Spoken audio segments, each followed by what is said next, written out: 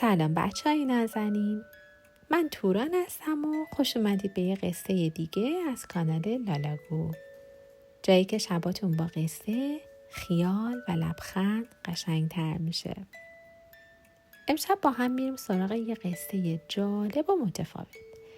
اسمش هست خوابی پر از گوسفند. اگه تا حالا گوسفندا رو شمردین تا خوابتون ببره، این داستان دقیقاً برای شماست. پس چشماتون رو ببندید، یه نفس عمیق بکشید و آماده یه خواب رنگی و پرماجرا بشید.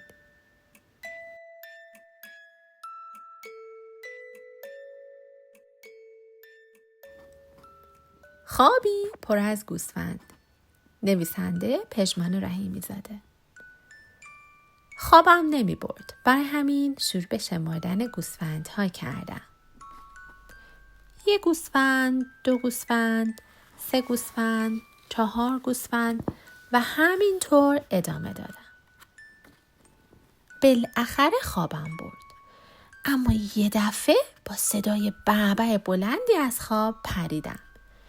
یکی از گوسفندای خوابم بود که کمک میخواست. گوسفندم دوستاشو گم کرده بود.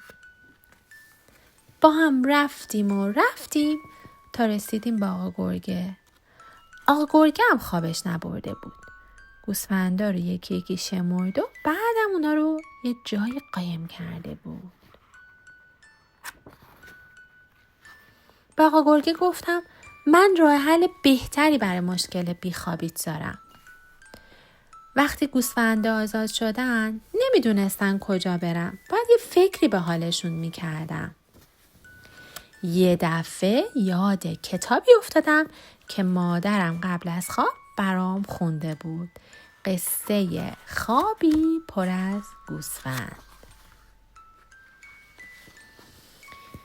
همگی راه افتادیم، رفتیم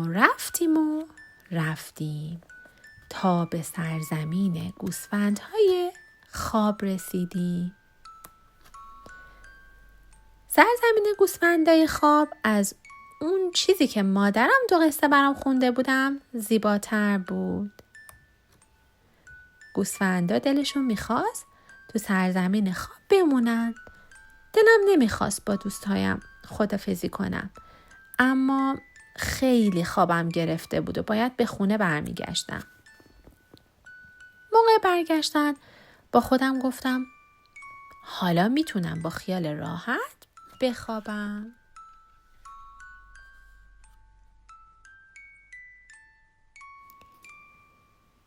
و اینم پایان قصه امشب بود. دیدین؟